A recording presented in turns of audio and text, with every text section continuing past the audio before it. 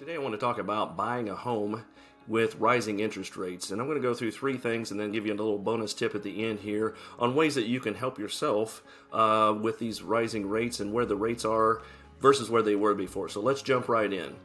So the first thing that I want to talk about as far as combating the rates and getting used to this new normal of the rates being higher than we have been used to over the last 2-3 years, first and foremost is improving your credit score. So there's always, I don't know that I've ever met anybody that couldn't get a little improvement on their credit score, and some of us could use a lot more credit. But you think about that, your credit score is hugely important. Whether you're buying a home, you're buying a car, whatever kind of credit that you're trying to get, your credit score is huge.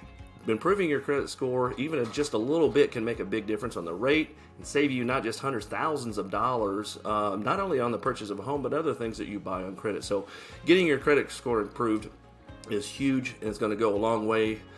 Even in a short term, I've seen so many people just in a very short amount of time really get to improving their credit scores when they focus on doing that too. So let a mortgage lender, somebody help you out on that too, and get your credit score just as good as you possibly can get it, not only for your home purchase, for whatever you might need to do. So it's going to be beneficial for you to not only get your credit score locked in and know where you're at on that, make the improvements on it, but also to lock in a rate when it seems reasonable. And what that is the mortgage lender will hold a rate for you, lock that rate in for a certain amount of time, so that if rates do go up, then you're still locked in at that lower rate. And that'd be something, again, to talk to a mortgage professional, lender, somebody that does this every day that can walk you through and navigate the process for you. So if you need any help on that, of course, let me know. I'll be happy to help you, walk you through, put you in contact with somebody, but find somebody that you're comfortable with to do that as well.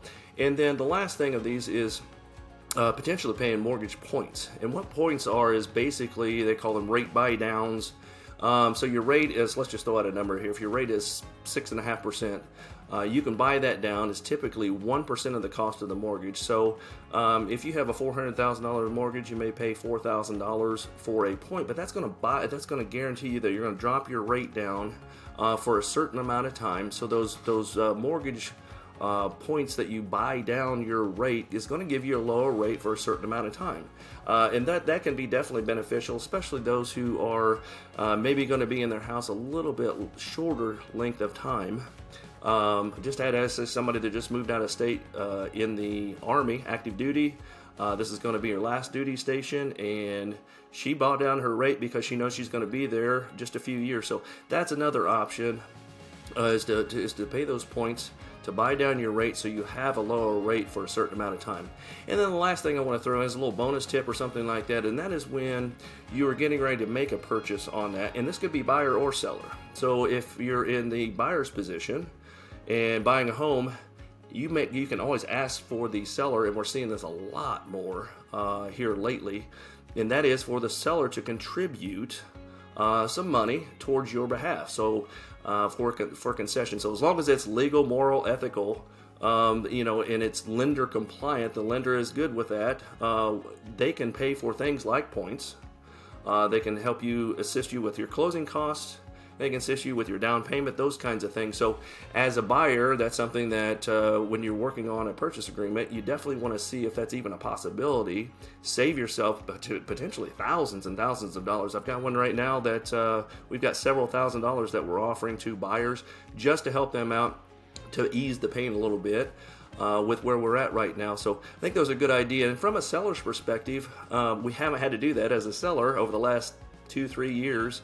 Sellers really have been on the opposite end of that, but it's good as a seller, I think, to at least consider making a contribution to a buyer, because that's going to make you stand out as a home seller, is to say, hey, look, I'm willing to give you X amount of dollars, $2,000, $3,000, $5,000. So we had one the other day, $15,000, $20,000 they were offering to the buyer to help you out. So all I can tell you with all this stuff is there are multiple ways. This is still a great time to buy a house. Inventory is still good. As a home seller, you're still going to get a decent value out of that. But as a home buyer, even with rates up from what we've seen over the last 2-3 years, you're still in a great spot. So thanks for watching this video. Glad you came here. If there's anything at all I can do in the world to help you out, please let me know, and we'll see you next time.